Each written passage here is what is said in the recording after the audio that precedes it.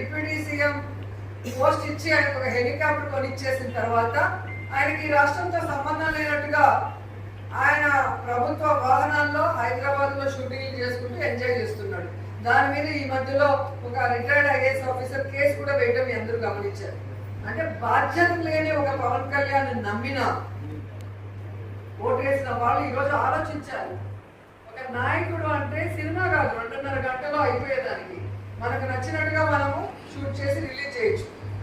కానీ నిజ జీవితంలో ఒక మాట ఇస్తే ఆ మాట మీద నిలబడి అది చెయ్యాలి అంటే ఎంత కష్టమో మీ అందరికీ తెలుసు. 17 మంది ముఖ్యమంత్రులు మన రాష్ట్రాన్ని పరిపాలించారు.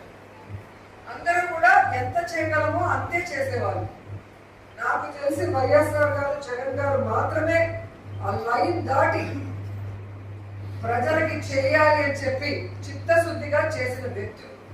ఆ రోజు వైఎస్ఆర్ గారు మీరు చూస్తే ఫీజు రియంబర్స్మెంట్ కానీ, ఆరోగ్యశ్రీ కానీ, అలాగే ఫ్రీ కరెంట్ కానీ ఇలా చెప్పుకుంటూ పోతే ప్రతి కుటుంబంలో వాళ్ళ గుండెల మీద చేసుకుంటే వాళ్ళకి తెలుసు రాజశేఖర రెడ్డి గవర్నమెంట్ లో ఏ విధంగా వాళ్ళు లబ్ధి పొందారు.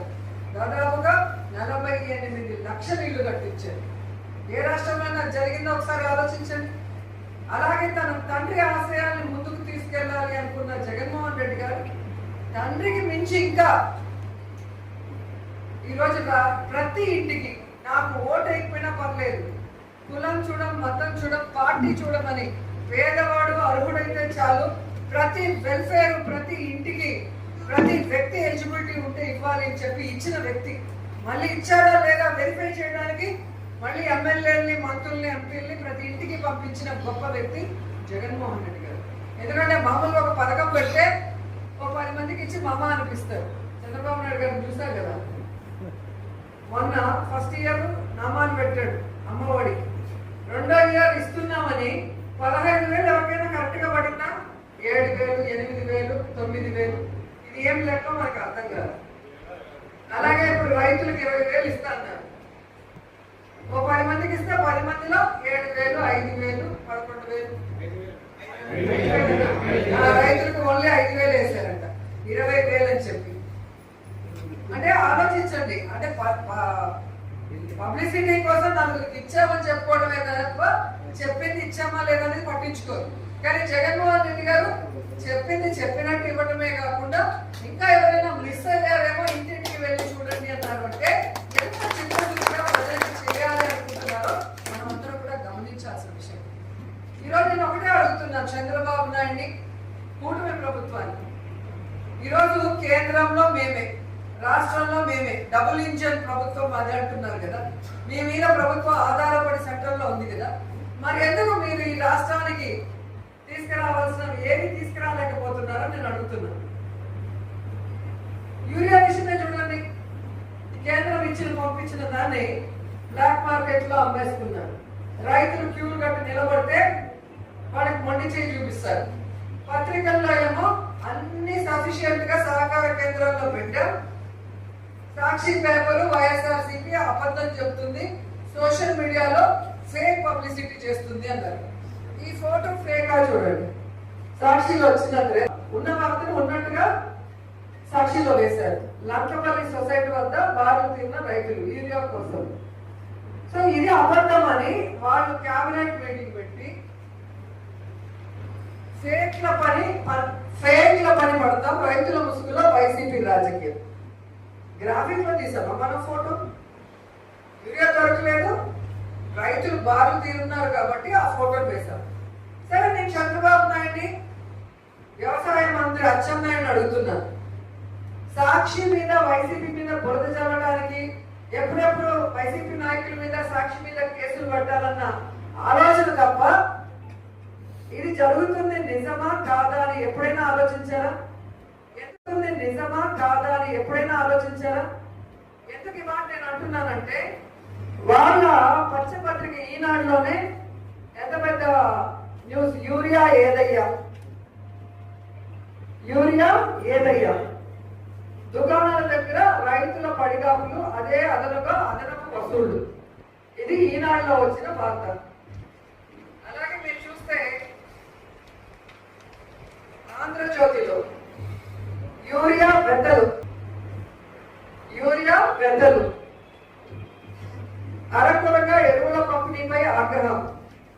పిఎస్సిఎస్లు గ్రోమర్ సెంటర్లకు పోటెత్తిన రైతులు.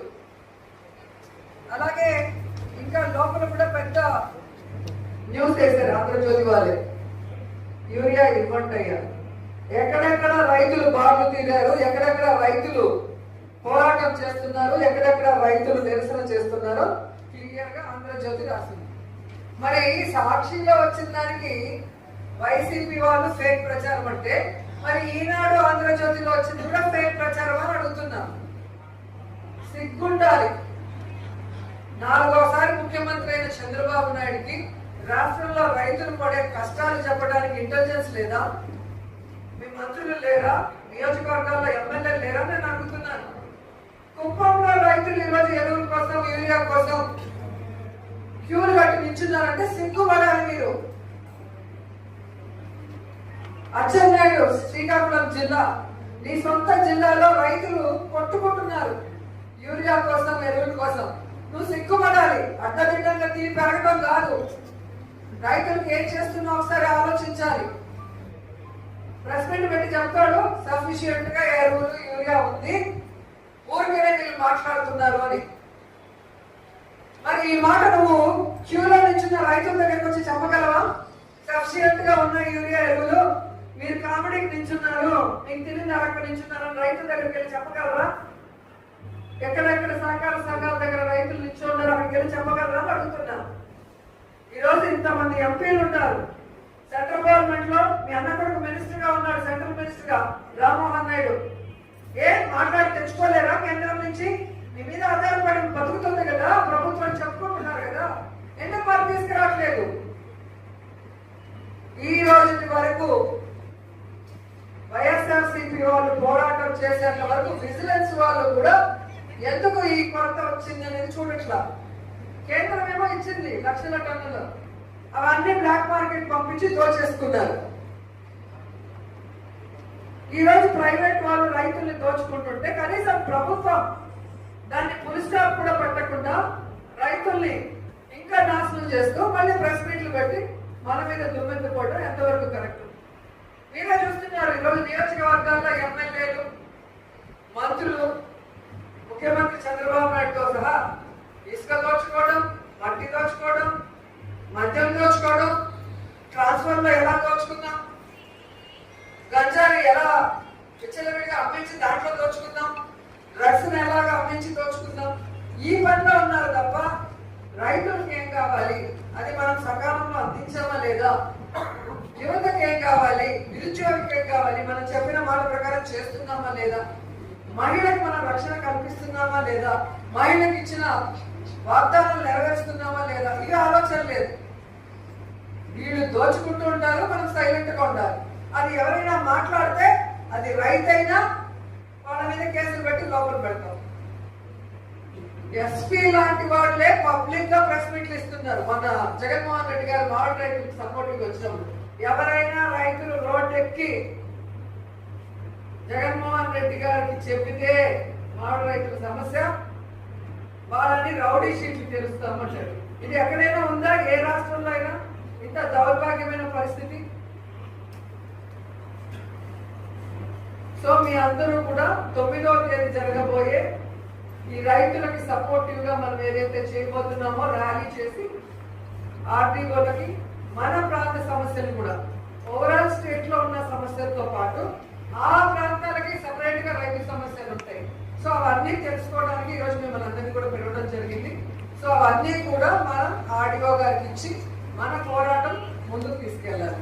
ఎందుకంటే జగన్మోహన్ రెడ్డి గారు పోరాటం చేయకపోయింటే ఈరోజు పసుపు రైతులు కానీ, మిర్చి రైతులు కానీ ఎవరికి కూడా న్యాయం జరుగుతుంది కాదు. సో మన పార్టీ ఒకే అపోజిషన్ పార్టీ, మీరు అంతా దొంగ పార్టీలే. కొన్ని ఎదురుగా కలిసి పనిచేస్తున్నాయి, కొన్ని దొంగతనంగా కలిసి పనిచేస్తున్నాయి కూటమితో. సో ప్రజల కోసం నిలబడిన ప్రభుత్వం మనది. మనం ప్రజలకి, ముఖ్యంగా ఈ సమస్య రైతులది కాబట్టి రైతుల తరఫున ప్రభుత్వం మెడలు వంచి రైతులకి దొరకాల్సిన యూరియా, ఎరువులు, అలాగే వాళ్ళకి ఏ సమస్యలు అయితే ఉన్నాయి ప్రభుత్వం వాగ్దానం చేసిందో తీరుస్తామని వాటన్నిటి మీద నెరవేరేంత వరకు పోరాటం చేయాలి. కాబట్టి మీ అందరూ కూడా, మన వాళ్ళు ఆల్మోస్ట్ అందరూ రైతులే, సో మీ అందరూ కూడా పార్టీ పిలుపు మేరకు 9వ తేదీ పొద్దున 10 గంటలకి షార్ప్గా 12 o'clock దగ్గర వైఎస్ఆర్ స్టాచ్యూ దగ్గర నుంచి మనం బయలుదేరుతాం.